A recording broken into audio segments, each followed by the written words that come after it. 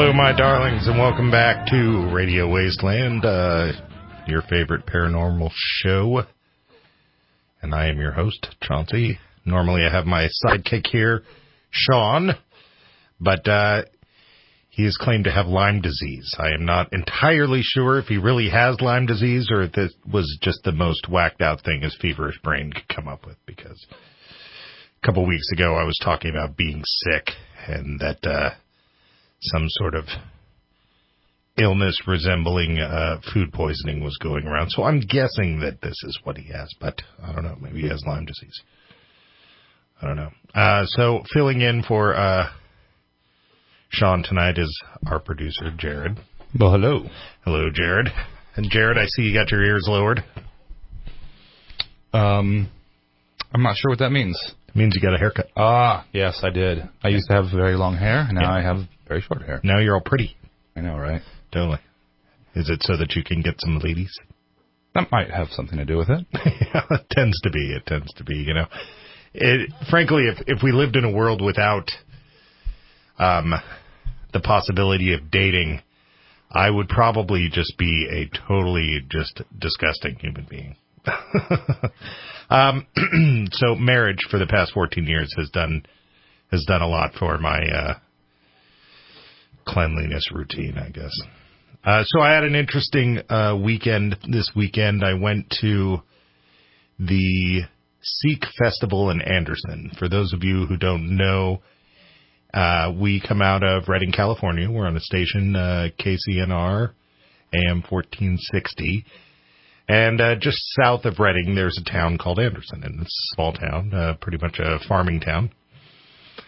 And they have a remarkably large, for being a population of, I want to say about 10,000, they have a remarkably large Sikh population, which is very odd for here in Northern California. A lot of people think of California and they think of very progressive, very packed, very diverse. But Redding is definitely not hugely populated. And so, to have a large Sikh population in a town like Anderson is really interesting.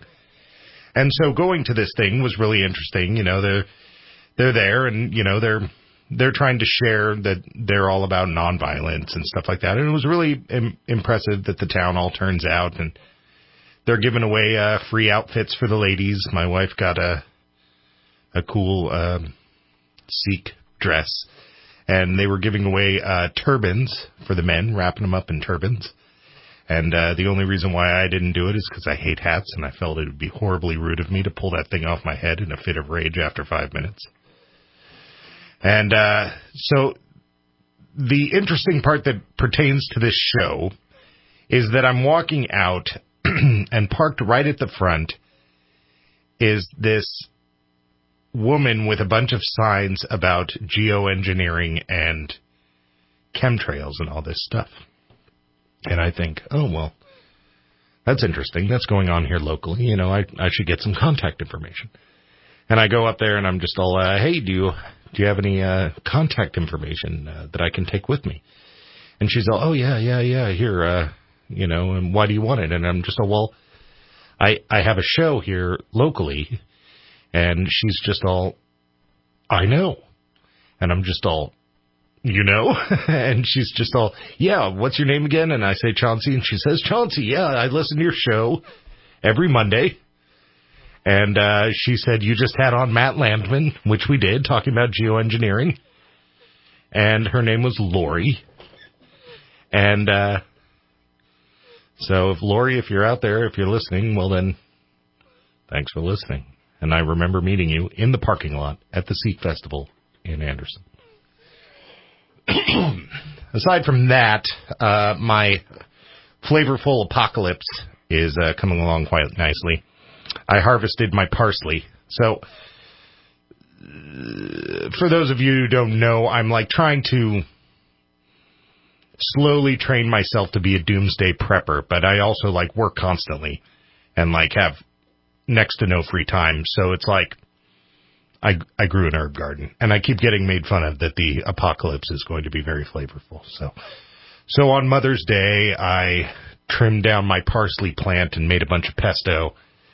and made pasta. And I'm really actually quite proud of myself because ever since my wife and I got married 14 years ago, every year I try to start a garden. And every year I make it about 3 weeks in until everything is just dried up and dead corpses. And really, this is my most successful year yet. I have some serious herbage going on. That might have sounded weird, but when I say serious herbage, I mean like mint and rosemary and stuff, you know. Nothing cool. Nothing for you to brag about how cool your radio show host is. So, I don't know.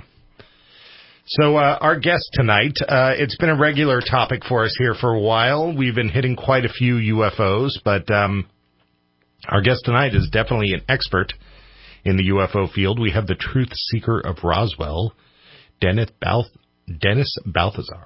And so Dennis goes around and he gives tours of Roswell, and man, I would love to do this. I was talking, I don't know, a couple shows back to William Pullen, one of our guests, and we were talking about Roswell, and they have a festival coming up in, I want to say, June, and I wanted to go see him, but man, it's a 21-hour drive. That's like, you know, good gosh, 21 hours. That's a long drive, you know, and that's a lot of money. You know, I, like a lot of you, work all day. I work about the equivalent of 2 full-time jobs. So taking 21 hours off in order to drive and indulge myself in the middle of the desert for Roswell seems probably a little bit excessive. But you're listening to Radio Wasteland, and coming up next is the Truth Seeker of Roswell, right here on Radio Wasteland. All right, welcome back to Radio Wasteland, and we are here with our guest, Dennis Balthaser. Am I saying that correctly? That's right. All right. Sounds great. And you are the Truth Seeker of Roswell. You know, we have a friend of the show, Dennis, William Pullen, who's been on here, and he gave us a little quote about you, and he told me, I've always found Dennis to be an outstandingly honest researcher. Every time I run into him in Roswell, I thank him for his efforts, and thank you again, Dennis. It's like, you know, that was a big deal for me because, you know, William's been on the show several times, and I find him very sobering and likable and educated on the topic. Well, I have a quote I use on my websites, editorials, and lectures. Always telling the truth means never having to remember anything. Yeah, I guess that's true. That served me pretty well. Yeah, I try to apply that to my marriage. Good luck. So, you know, let's start off by talking about Roswell a little bit. And, you know, how'd you get started? Everybody's got their own different stories about what really got them involved in this. How did you get started in this? Well, back in the 80s, I'd lay in the backyard, look out in the night sky, and wonder what was out there. And then in the mid-80s, I started hearing a little bit about Roswell. And the first books came out in the mid-80s, and I bought a book, bought another book, and today I probably have 400 or 500 books. And the more I read, the more I realized there's more to this Roswell incident than a weather balloon. And that kind of got me started. My background is civil engineering. I had 33 years with the Texas Highway Department doing QC, QA inspection for the state. So I've got a background that's fairly creditable. And then I retired in 1996, been retired 22 years. And I moved to Roswell to continue my engineering work and did that for about 6 months. And then I started volunteering at the UFO Museum. I was there every day, open and close the doors. And I did that for about 2.5 years. That's where I met some of the first-hand witnesses that were here in 47 and started working with Stanton Friedman, the original researcher on Roswell. Been working with Stanton for 21 years. And a couple of years ago, I was doing lectures and I was writing editorials and things like that. And about 4 years ago, I got to by a guy in Oregon that does World War II tours to Europe. Heard about my research, wanted to know if I'd be interested in doing tours on Roswell because he had a lot of interest in it. So about 4 years ago, I started doing these tours thinking I'd do 2 or 3 a month. I wound up, I'm doing 2 a day, 5 days a week. And the rest is kind of history. Well, I got to say, that doesn't sound like much of a retirement. It's not. That keeps me active, though. Yeah. So, what is it about Roswell that, because there are a lot of other sightings, a lot of other evidence out there, sightings with lots of people, Rendlesham Forest, there's lots of them out there. What is it about Roswell that really has this staying power, this longevity? Well, the thing about Roswell is they went public. All the other crashes you hear about, Rendlesham Forest, Brazil, Kingman, Arizona, Aztec, New Mexico, the oldest one I ever heard about was in Aurora, Texas in 1895. But they deny all those. The Roswell Incident, they went public. And they made a big mistake by going public because 70 years later, they're still trying to explain it and lie about it. We've been given 4 excuses by the Air Force over the last 70 years. The first report was written by Walter Hart on the orders of the base commander at the base out here, and that said we had a flying saucer in our possession. The next day, General Ramey put out an article on the front page of all the newspapers saying it was nothing but a weather balloon. Now, if it was a weather balloon, why would it make all the newspapers? Because that is of no interest to the public. That's what pilots use to fly airplanes. They need weather balloons to get weather forecasts. And then in 1974, they came out with this excuse saying it was a mogul balloon, which was a high-altitude balloon used to have the Russians to check to see if they were doing nuclear testing. The Russians didn't do nuclear testing until 1949, 2 years later. In 1997, 2 weeks before the 50th anniversary, the Air Force came out with a thick report saying they had never mentioned the bodies the witnesses talked about, and they said the bodies were anthropomorphic crash test dummies. The dummies weren't used until 1953, 6 years later. So there's just been one excuse after another for the last 70 years. And it seems like that last excuse was them accidentally kind of acknowledging that they had something to do with the flight. I mean, if they're saying that it's crash test dummies, they're saying that it was a crash. If they're talking about bodies, weather balloons wouldn't have bodies. Right, yeah. So they had to change that story, and then they changed it from the mogul balloon to the bodies. And I happened to get one of those crash test dummies for the UFO Museum in 1997 from the Space Museum down at White Sands. I put him in my pickup truck, strapped him in, put a Dallas cowboy hat on him, fired him up, and got a lot of strange looks driving up here. When I got to the museum, he weighs 170 pounds. He's got steel inside him. I got him hung up in the museum. He looks nothing like what the witnesses talked about. Mm. So why do you think the confusion, you're saying that they covered up all these other ones. Mm-hmm. Why do you think they accidentally, came out and said, hey, we got a flying saucer? What would compel somebody in a military position to go public like that? That's an excellent question. We don't know if the orders to put that article out about having a crash flying saucer, we don't know where that came from. It could have come from Washington. It could have come from General Ramey at Carswell Air Force Base in Fort Worth, who is in charge of Roswell. Or it could have come from Colonel Blanchard, who is the base commander here at the base. And by the way, the guys that were involved with this, I need to tell you who the military was. That was the 509th Bomb Group. That was the same guys that dropped the atomic bombs on Japan to end the Second World War. So it's kind of ironic that we would have the best military in the world here in Roswell when we had the UFO crash. Mm-hmm.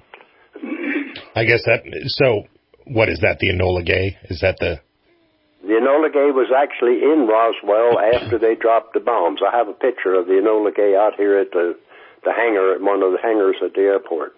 So from like a UFO conspiratorial angle, the idea that aliens or flying saucers or some sort of super advanced tech would be flying around in that area is really not all that shocking.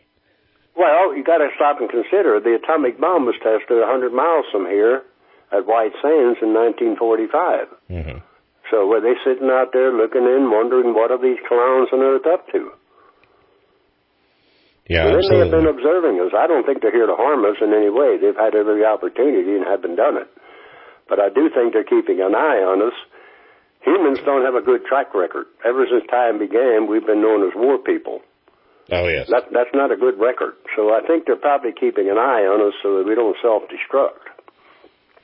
Yeah, I don't know the stats behind it, but I do know that quite a few researchers have said that the statistics of UFO sightings around nuclear test places and military bases are much, much higher. They've been seen hovering over nuclear power plants in and out of the oceans.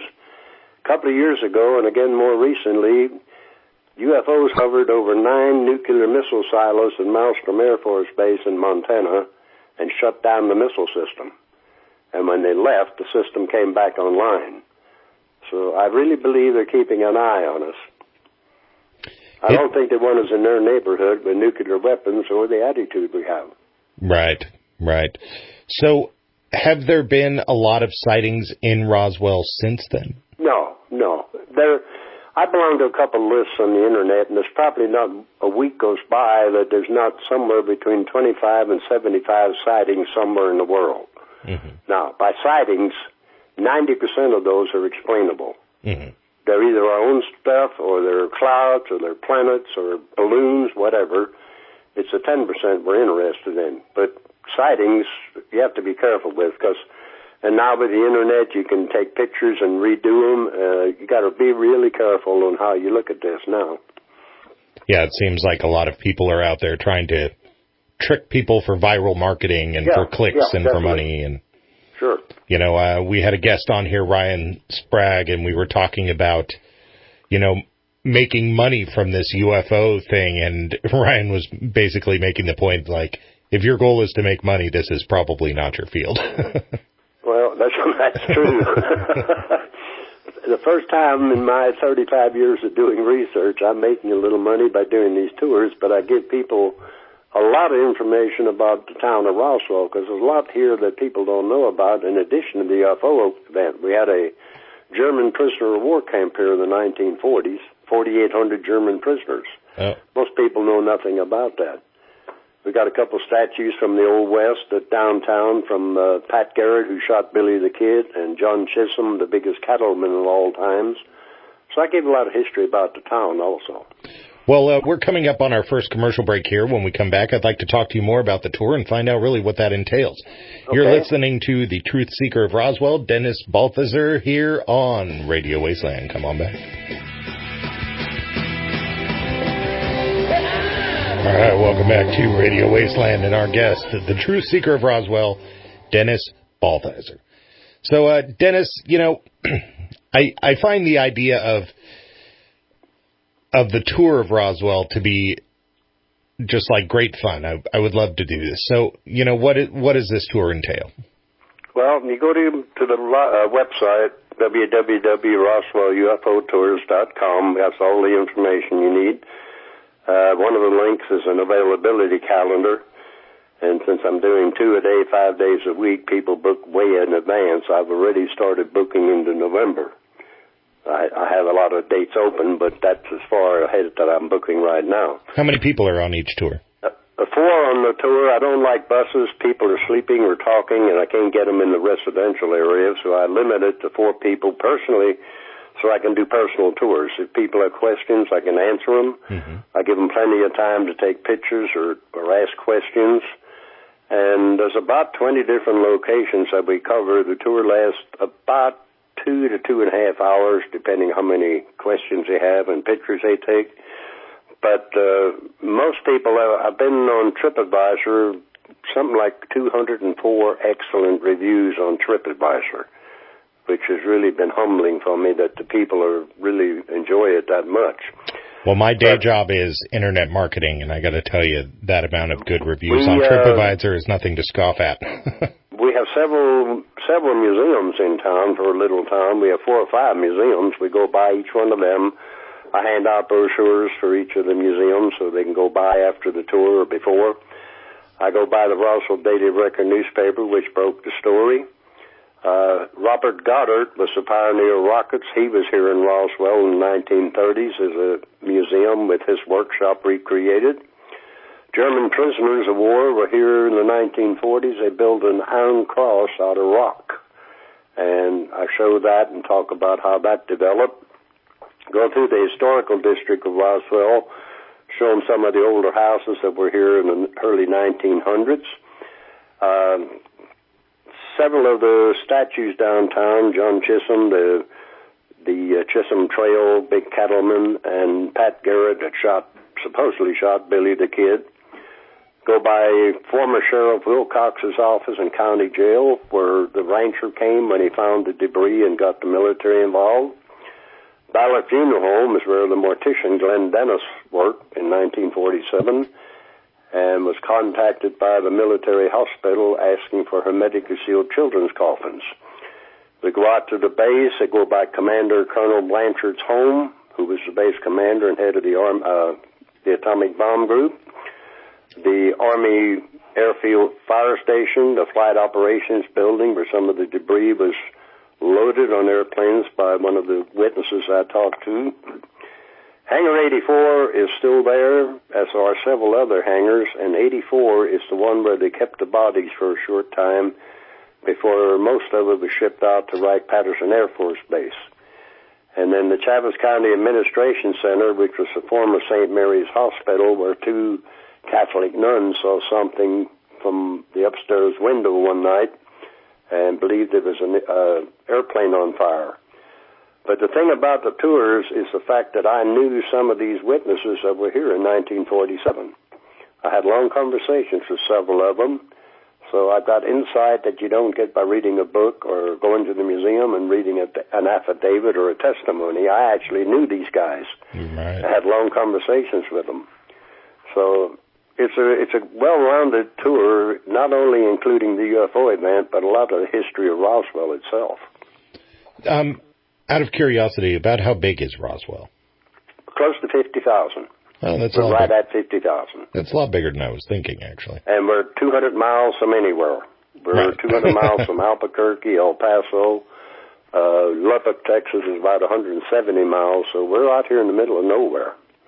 Yeah, it's crazy to find a population that large autonomously. It's an amazing town, really, when you get to looking around, and like on the tour when I show people, we have the world's largest cheese factory. Really? We're known as the dairy capital of southeast New Mexico. These dairies here can milk between 2,100 and 5,000 cows a day. The cheese factory gets about 1 million gallons of milk a day. They produce 800,000 pounds of mozzarella cheese every day. I mean, these are the kind of things that people don't know about in this little town. Right. I really want to visit there. So, some of these things that you're saying, how many of them, I realize that a lot of them are coming from witnesses who are conveying it, but how much of this is able to be proven through paperwork? Like you brought up an interesting one, the request for children's coffins. What was up with that? Yeah. Well, they never used them. We found out they put them in boxes and iced them down instead of using hermetically sealed children's coffins. But that's what the mortician was called twice from the base, and he knew everybody out at the hospital because he had a contract with them as the funeral home. They did ambulance service and funerals for the military guys back then. So he had a airman injured in town in a motorcycle accident. He took him out to the base hospital. When he got out there, he hardly knew anybody. So he went inside, started asking questions. The 6'2" red-headed captain grabbed him by the shoulder, turned him around, said, "Glenn, if you go to town and spreading rumors about the hospital, they'll find your bones out in the desert." That was a pretty heavy threat. Yeah, absolutely. Glenn looked at him. He said, "You can go to hell." He said, "I'm a civilian. You can't talk to me like that." The captain said, "I'll talk to you any way I want, Glenn. You go to town and spreading rumors, they'll never find you." Now, I spent 2.5 years with Glenn Dennis at the museum. I talked to him every day. I also spent 2.5 years at the museum with Walter Hart, that wrote the press release saying we have flying saucer. I knew Jesse Marcel Jr., whose daddy was the top intelligence officer in the world, the first military guy to go out to the crash site. He came back that night, stopped at the house, and put some of the material on the kitchen table for his wife and son to see. The next day he went to Fort Worth, Texas, and General Ramey had him pose with a weather balloon. He took the heat for the Roswell Incident. When he came back home, he told his family, what you saw in the kitchen last night was another event. It didn't happen. So he was trying to protect the family. But these were guys who were involved. They were here in 1947. It's not hearsay. And keep in the back of your mind, these were guys from the atomic bomb group. The atomic bomb group? You mean they're working on the atomic bomb? I'm sorry? What do you mean by the atomic bomb group? These guys belonged to the atomic bomb group that was stationed in Roswell that had dropped the bombs on Japan during the Second World War. Oh, right. Oh, yeah. After they dropped the bombs on Japan, the 509th was located in Roswell. And they were here for a year or two, and then they went to England. And I don't know if you know it or not, but the 509th Atomic Bomb Group has been reactivated. They're activated again. They're the B-2 stealth bomber stationed out of Whiteman Air Base in Missouri. So that elite group is back in existence again. You know, so over the years we've had a few astronauts actually come out and say that they saw things. Are any of these witnesses who are speaking openly now or have spoken openly, are any of them like top brass or anything like that? Well, Colonel Blanchard would have been the base commander. He was promoted to a 4-star general at the Pentagon, so it didn't hurt his career at all. Both Major Marcel and Marcel's son were majors. They were both promoted to light colonel before they got out. So to keep them quiet and help their retirement, they saw some promotions. Right. I met Edgar Mitchell, the astronaut, the sixth man on the moon. Yeah. Apollo 14. I had several conversations with him before he died. Brilliant, absolutely brilliant guy. And he grew up just south of Roswell. And I asked him one day, I said, what do you know about Roswell? He said, I can tell you it happened. I said, how do you know? He said, my folks knew the rancher. Mm-hmm. And he said, I was in the military with enough people that were involved that I can tell you it happened. Coming from Dr. Mitchell, I'll take that to the bank. Yeah, absolutely. And like you said, some of the astronauts have talked about stuff that they've seen. A few of them have talked about while they were on the moon, they radioed Houston and said, we're not alone. Or they radioed and said, we're being watched. What was watching them? Yeah, I've got a couple of those. We're coming up on our next commercial break here. You're listening to the Truth Seeker of Roswell, Dennis Balthaser, here on Radio Wasteland. Don't forget, come on back.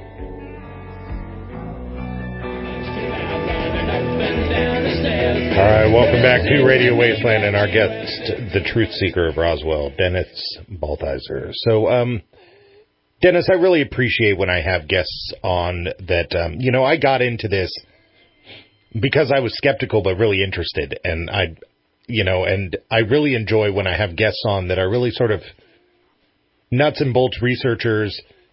They just want to kind of try to put the facts together.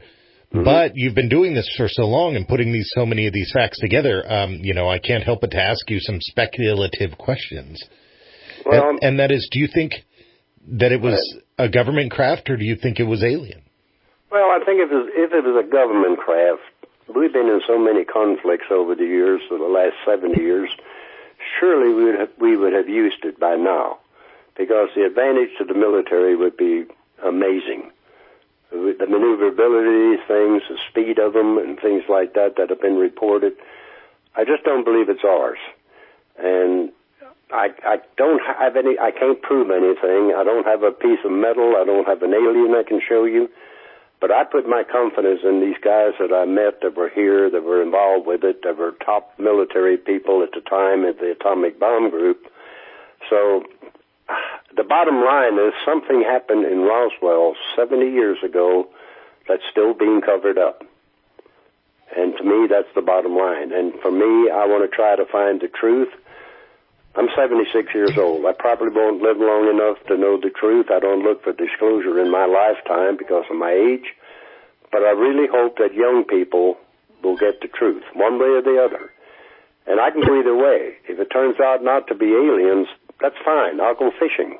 I don't need this frustration. Right. But I think we've been lied to for 70 years.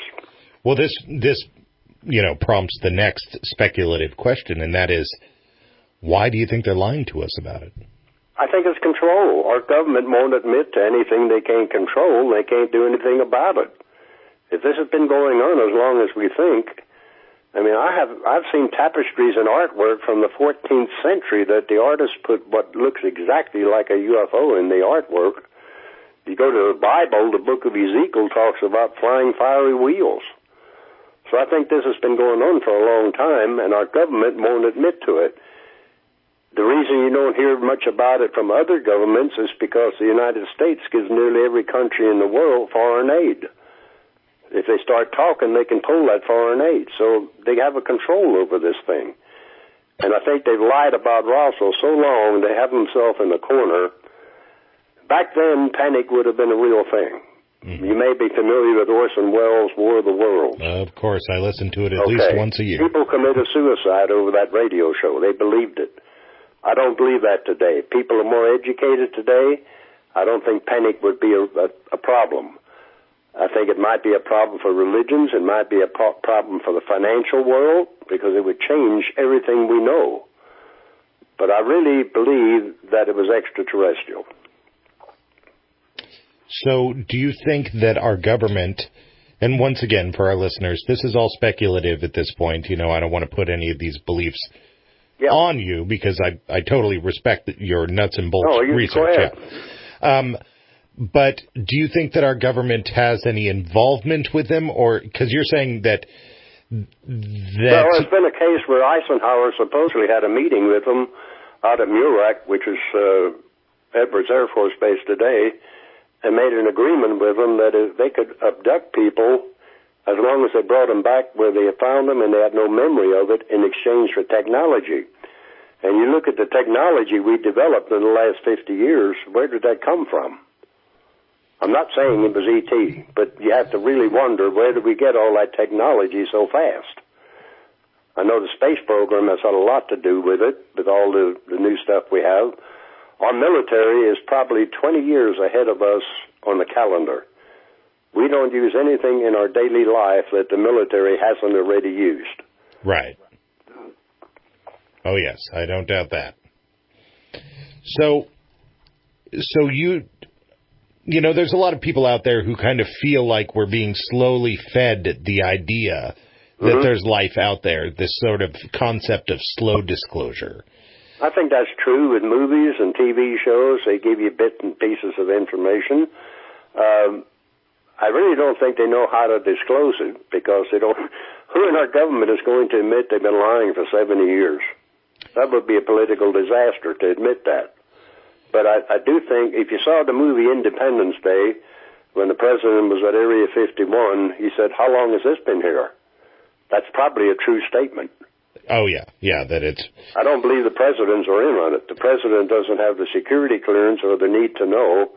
And if you don't have a need to know, you're not going to find out. Yeah, what's the word? White ops, when there's nothing to black out? Yeah. Yeah. Yeah. No, I definitely, of all the things that we like to cover on this show, the one thing that I am totally confident about is that somewhere out there is life. Well, I can't be egotistical enough to think we're the only thing in the universe. Yeah, there has to be life out there somewhere. And people are surprised I'm a Christian, and I'm Southern Baptist. And I'm of the opinion, if you believe God created everything, that's the end of the story. We don't know what's out there. I agree. I think it's weird that people find science and religion to be so mutually exclusive. They tie together. If you get down and into it, they really can tie together. The Catholics, the Vatican has probably one of the largest, if not the largest, UFO libraries in the world. It's under lock and key. You can't get in it. They've had an interest in space since the 17th century. They have observatories at the Vatican since then. They own 2 telescopes I'm aware of, rent a couple. The one at the Vatican was recently moved because light from Rome interfered with it. The other one is out there in Arizona on Mount Graham. That's a high-tech telescope that the Vatican owns. A couple of years ago, one of the Monsignors went public and said he believes life exists out there. So the Catholics are into it. Yeah, it does seem kind of like a waste of space if God created this whole universe and really just sort of plops some life on this. Yeah, we're on this little ball of mud and that's all there is. I don't think so. Yeah, I don't think so either. So we're coming up onto the end of the show here. So can you tell our audience again about your tour and how they can get in touch with you and find out more about you? Okay, the RoswellUFOtours.com. There's a website, and they got all the information there. My website is truthseeker@roswell.com. That's all one word, truthseeker@roswell.com. I have about 80 editorials that I've written over the years about my research on Roswell, Area 51, underground bases, and I'm on the advisory board of the Pyramids of Giza in Egypt. So there's a lot of information there if people are interested in it. What is that, the advisory board for the pyramids? Yeah, I was put on that in 2001, mainly high-tech people from all over the world, but they wanted to put me on there in the event that there may be some ET involvement in the building of the pyramids, because I don't personally believe that the 3 pyramids of Giza or the Sphinx are Egyptian. I think they're much older than that, and we can't find any records on how the pyramids were built. That would be a whole other show. Yeah. Oh, yes, it would. Yeah. That right there is multiple shows because there is a lot back there. You know, but it's really just quite amazing how Roswell has ingrained in itself in our society, and it's really just not going away. That's right. And, you know, really the government might as well, you know, fess up to what they know. And, you know, do you find that the private space industry is a threat to any of this?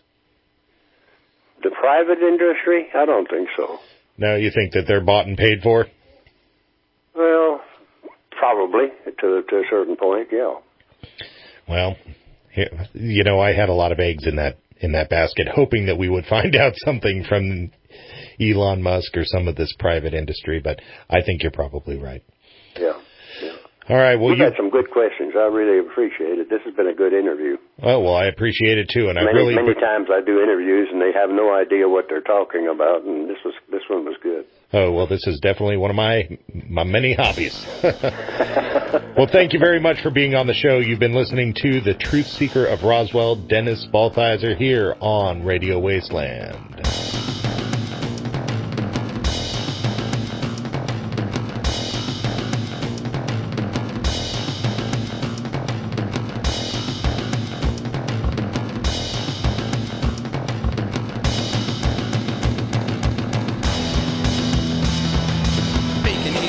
From outer space, they are plotting the destruction of the human race. Now our imminent destruction is a loom, and it is a bad time to be a human.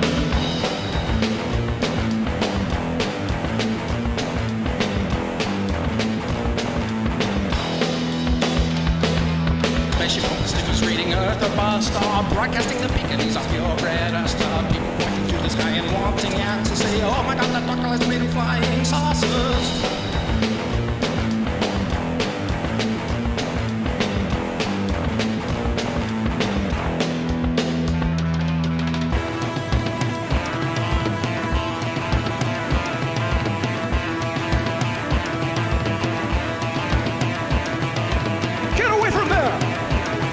Restricted zone! It's top secret!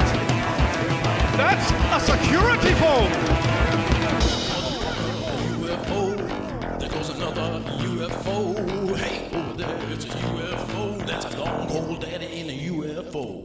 Every veterinarian's receptionist will be sending secret signals to the communists who are relaying the intel to the UFOs. This is why the humankind should tumble down like dominoes.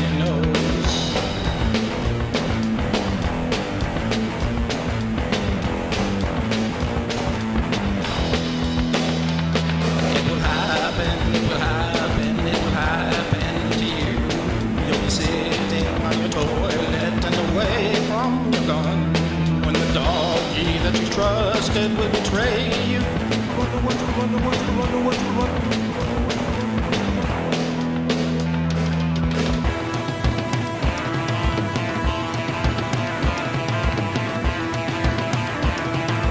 Don't leave the clean room without your sidearm. It's making us all jumpy. You keep ringing the alarm. We took our duckies into get the shots. They injected them with tiny chanting nanobots. And when we hear your doggy buck, she's singing along to the tiny marching army patriotic song.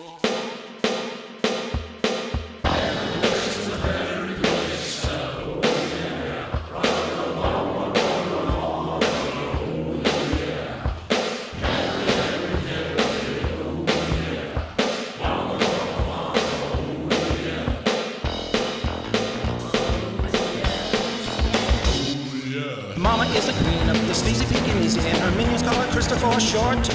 She's not a terrier, she's a terrorist. She's the hairiest and the scariest in her court.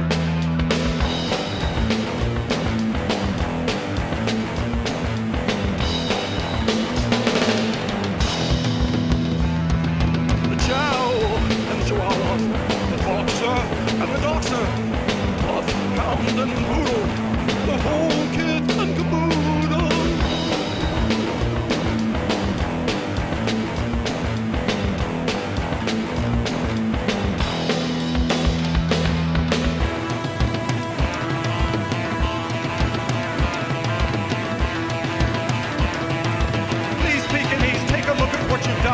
You've destroyed the very planet that you won. Who will scratch you now and give you treats and table scraps? Who will love you now and pet you sitting on their laps? Everybody stand back. No one gets hurt. Too many people are pushing. Red alert! Red alert! The panic button's stuck from the general's banging on it. We've got to debrief the commander-in-chief. Be very, very wary of the military. Run the word to run the word to run the word to run the word to run the word to run the word to run the word to run the word to run the word to run the word to run the word to run the word to run the word to run the word to run the word to run the word to run the word to run the word to run the word to